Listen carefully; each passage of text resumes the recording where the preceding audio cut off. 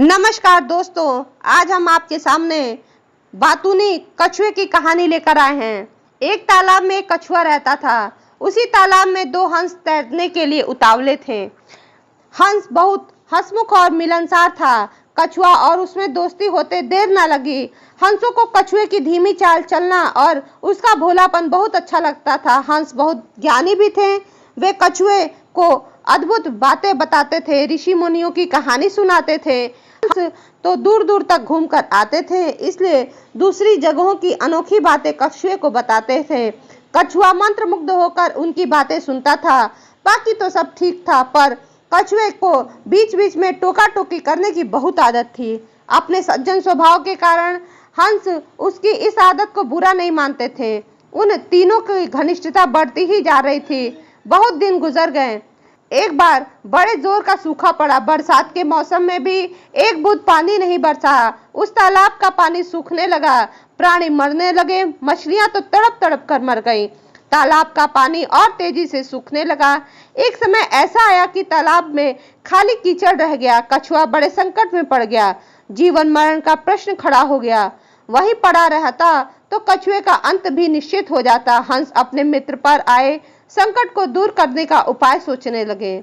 वे अपने मित्र कछुए को ढाढ़स बढ़ाने का प्रयत्न करने लगे और हिम्मत न हारने की सलाह देते थे। हंस केवल झूठा दिलासा नहीं दे रहे थे, वे दूर दूर तक उड़कर समस्या का हल ढूंढते थे। एक दिन लौटकर हंसों ने कहा, मित्र, यहाँ से 50 कोस दूर एक झील है, उसमें काफी पानी है, तुम वहाँ मजे से रहोगे।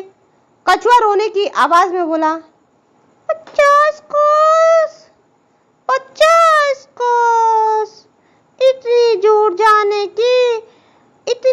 जाने में तो मुझे महीनों लगेंगे, तब तक मैं मर जाऊंगा। कछुए की बात भी ठीक थी।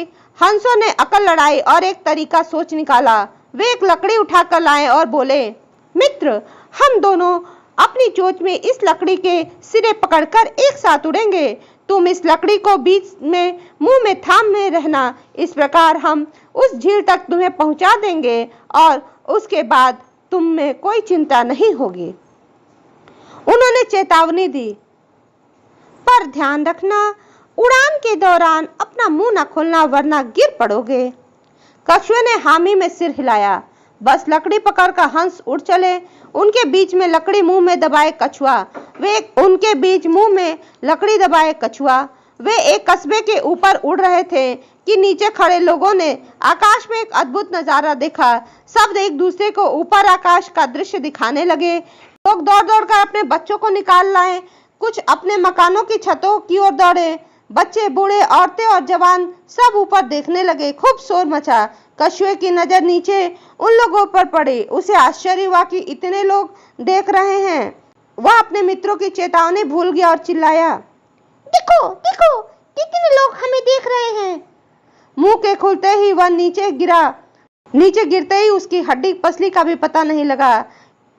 दोस्तों, इस कहानी से हमें यह सीख मिलती है कि बेमौके मुंह खोलना बहुत महंगा पड़ता है कभी कभी। धन्यवाद दोस्तों। अगर आपको ये कहानी अच्छी लगी हो तो प्लीज़ इसे लाइक, शेयर, सब्सक्राइब करना ना भूलें।